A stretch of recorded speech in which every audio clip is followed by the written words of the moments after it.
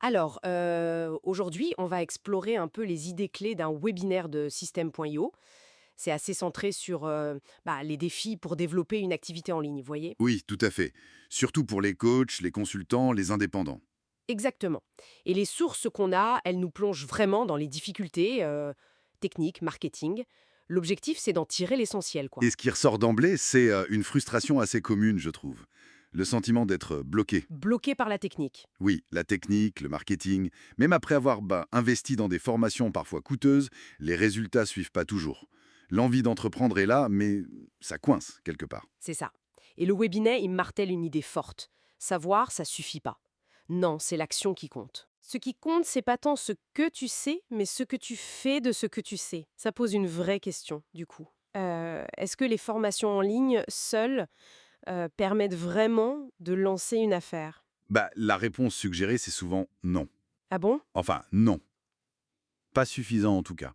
Il y a un écart énorme entre la théorie, le quoi faire, et la pratique, le comment faire concrètement. D'accord, il manque quelque chose. Oui, il manque souvent l'accompagnement, le feedback, une vision claire peut-être, et puis des outils qui marchent bien ensemble, pas une espèce d'usine à gaz où on se sent seul. Je vois. Et c'est là, j'imagine, qu'intervient le concept de système. Exactement, le fameux système de vente automatisé, le tunnel de vente. L'idée, c'est de créer une machine. Une machine à clients? En quelque sorte, oui. Une machine qui attire des prospects et les convertit, de manière plus ou moins automatique, pour arrêter d'échanger juste son temps contre de l'argent. Sortir du bricolage, en somme. C'est ça, passer à une approche plus pro, plus systémique. Et le webinaire, il propose une solution concrète? Oui, ils présentent un programme qu'ils appellent Accélérateur. L'idée, c'est que leur équipe construit ce système pour le client. Ah, carrément, clé en main. C'est l'argument principal. Ça inclurait la création du tunnel. Ils citent une certaine Colline Bouvier pour le côté design, l'effet wow, le branding, D'accord. mais aussi l'aide pour définir l'offre, avec un certain Bastien, et même la gestion de la pub avec Maria Wegeman. Le package complet, quoi. Intéressant. Il donne des exemples? Oui, l'exemple de Nathalie Martin, une coach apparemment très bonne, mais épuisée par tout le côté technique et marketing. La fameuse mine d'or inexploitée. Mhm. Voilà, c'est l'expression utilisée. Et après avoir rejoint cet accompagnement, elle aurait fait 8 000 € en 10 jours. Ah oui, quand même. Et surtout, elle aurait pu se reconcentrer sur son métier de coach, passer du bricolage à une vraie entreprise solide, comme ils disent. C'est une belle promesse.